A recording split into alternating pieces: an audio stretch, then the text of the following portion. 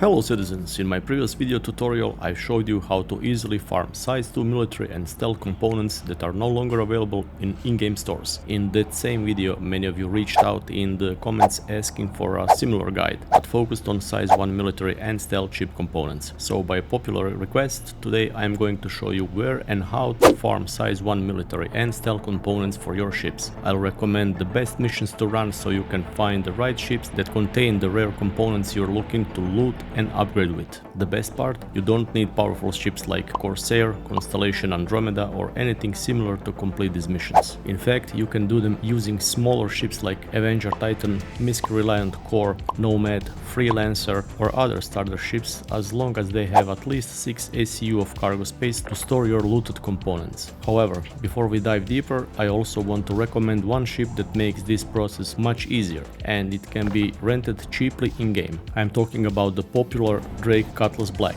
A well-rounded ship with solid firepower, plenty of cargo space for storing ship components, and most importantly, a built-in tractor beam that lets you easily transfer loot from ships to your storage. While researching which mission types to run in order to find ships carrying the components I needed, I also came across some rare weapons finds, like these Ardor Salvaged Repeaters, which are actually the pyro variants of enhanced attrition laser repeaters. These deal higher damage and, most importantly, cannot be purchased anywhere in the Stanton system. Since I always like to share extra pro tips in my starcitizen guides, later in the video I'll show you how you can also get lucky and find weapons like these by visiting certain points of interest in Stanton.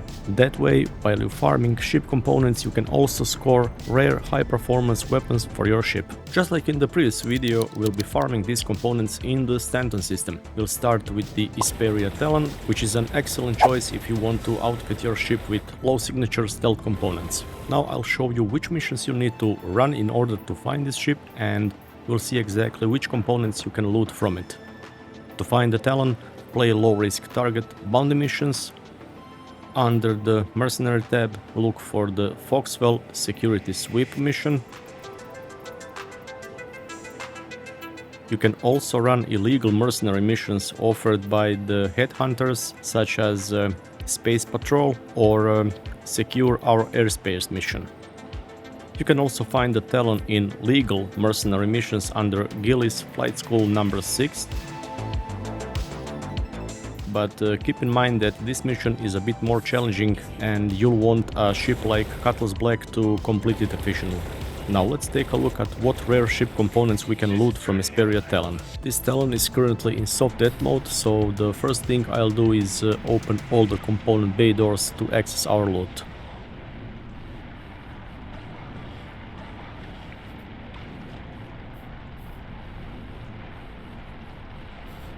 First, we have Shimmer Size 1 Grade C Stealth Shields. These can be purchased in stores, but why not take them if they are free? The Talon carries 2 of these shields. Next is the most valuable component, the Slipstream Size 1 Grade A Stealth Power Plant with 440 HP and an extremely low EM signature, making it perfect for stealth builds. This component cannot be purchased anywhere in the game and can only be found on NPC Talons, so make sure you grab it for your stealth setup. Lastly, we have Vapor Block Size 1 Grade B Stealth Coolers. These can be bought in stores as well, but as always, if it's free, I'll take it. Now let's head over to the DPS calculator, and for this example we'll use the Aegis Avenger Titan as our test ship. Pay close attention to these numbers. If we want to create a stealth build that will be harder for enemies to detect, our goal is to get those signature values as low as possible. So let's go step by step. First, we'll replace the shields with our looted shimmer shields. Next, we'll swap the power plant for our Slipstream power plant.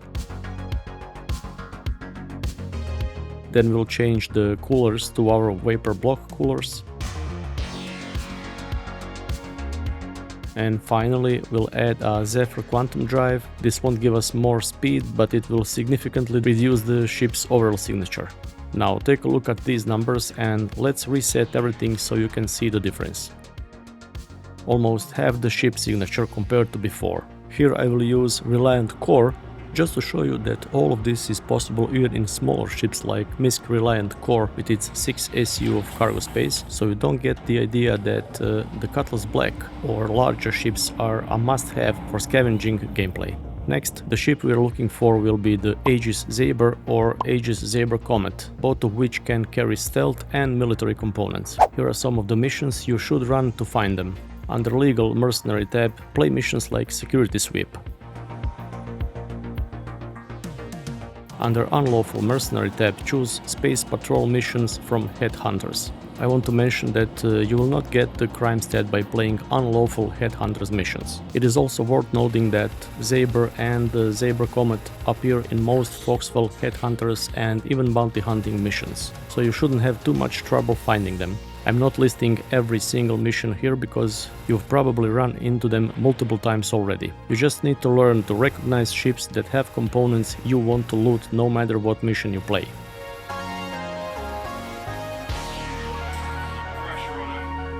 Okay, here we have a Saber Comet, so let's take a look at what components it offers. First, we'll open up all the compartments containing its components so you know exactly where to look. Another thing, both Saber and Saber Comet share exactly the same components, so there is no need for me to show you both of them. You just loot whichever you find first. The first component is the Bracer Size 1 Grade C Military Cooler. A very good option if you want to military grade components on your ship. Next, we have the Sonic Light Size 1 Grade C Stealth Power Plant with 330 HP. It's not a bad choice considering you can't buy it. Then we've got the familiar Shimmer Size 1 Grade C Stealth Shields. These are available in shops, so it's up to you if you want to take them. I definitely do.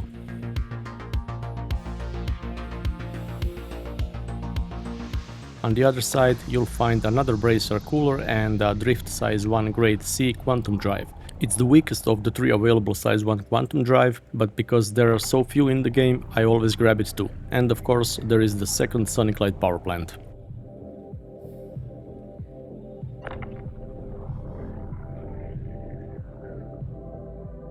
Now I'll quickly store all of these components onto the MISC Reliant Kore to show you that it's perfectly capable of farming ship components. Don't forget that Saber carries 4 size 3 laser repeaters which you can loot all together with components. That is the case where you probably want something like Cutlass Black with bigger cargo space option where you can actually loot weapons together with components. In case you want to rent Cutlass Black, you can do it in any space station which have refinery like Crew L1, Her L1, Arc L1, Her L2, Arc L4 and a few more stations. It will cost you 53,000 of AUEC for 1 day rent time. After you play several missions, I recommend you will have enough money to rent Cutlass for several days and use it for scavenging. Now let's get back to the point of this video. The next ship you'll want to loot is loaded entirely with military grade components, the Aegis Gladius Light Fighter. There are 3 variants in total, with 2 of them being identical in terms of components, the Gladius and the Gladius Valiant. The Gladius Pirate is slightly different. The only real upgrade it has is a set of excellent Polar Size 1 Grade B military coolers. All of its other components are actually worse than those on the standard Gladius. Let's start by opening all the compartments with components.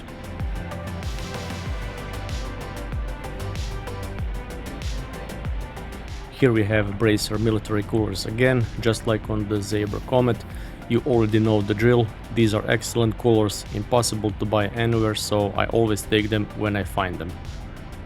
Next up is the Regulus Size 1 Grade C Power Plant with an impressive 550 HP. This one also can be purchased in any shop and it's a solid upgrade for your ship.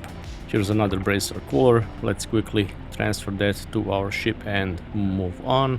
Now we have All-Stop Size 1 Grade C shields, 2 of them in total. They are not available for purchase, they have a respectable 420 HP and they are great upgrade if your ship is currently running low tier civilian or competition shields. Unfortunately, the quantum drive can be removed here. As you can see, instead of locking onto the component, the tractor beam grabs the entire ship. Still, you're walking away with a full set of military components that are very strong despite being only Grade C. In fact, they outperform many Grade B and even some Grade A civilian or competition components. For example, Bracer coolers rank 4th overall in HP among all size 1 coolers, even though they are only grade C quality, so keep that in mind. At the start of the video I promised a pro tip on how I got my hands on the ultra rare Ardor Salvaged Repeaters. As you can see, I found an F8C Lightning fully equipped with Ardor laser repeaters. However, none of the weapons could be removed from the ship. Naturally, the first thing I tried was entering the cockpit and unlocking all the ports to detach the weapons, but unfortunately I couldn't get inside the ship. That left me with only one option: completely destroy the ship. After that, as you can see, I was able to remove all the weapons without any issues. This is a tip for all beginners who will run into a similar problem. Now, to find this ship, I didn't rely on missions. Instead, what you need to do is visit all the mining bases around Crusader. As you can see, there are quite a lot of them. You can do the same thing around Hurston, Microtech or Arcorp, since every planet has its own set of mining bases. So it doesn't matter whether you are operating around Crusader like I did or near other planet. All of the missions I showed you today work in those areas as well. Here's another example where I don't use any missions. Instead, I simply mark one of the mining bases on the map and head over to check if there are any abandoned NPC ships or even player ships left behind after their owners were killed during a mission, often leaving them fully equipped with top tier military or stealth grade A components. This is also one of the best ways to find extremely rare weapons like the Ardor Salvaged Repeaters or NDB laser repeaters, which cannot be purchased in any shop on Stanton. All of the missions I've shown you today take place around these mining bases, which is exactly why you often find so many abandoned ships here, perfect for looting both components and weapons. Here you can see I found an F7A Hornet Mk2. Let's get a bit closer and run a scan to see what it's equipped with. Even before scanning, I can already spot laser repeaters, and they look like attrition repeaters. Let's start the scan. Scan complete. Let's see. Wow. FR66 military grade A shields, absolutely excellent, and yes, size 4 attrition repeaters along with super rare size 3 Ardor Salvaged Repeaters. Unfortunately, components from F7A still can be looted, but the weapons can. The main point I'm trying to make is this: sometimes all you need is a ship, and by simply visiting specific point of interest locations you can find some truly amazing gear. Another way to get grade A components is through PAF or Platform Alignment Facilities. You can get to them either through missions or simply find them yourself, since they already have markers on the map. The only problem is that there can be a lot of NPC enemies and they respawn all the time, so it's not easy to clear that area solo, but it's worth knowing about this option.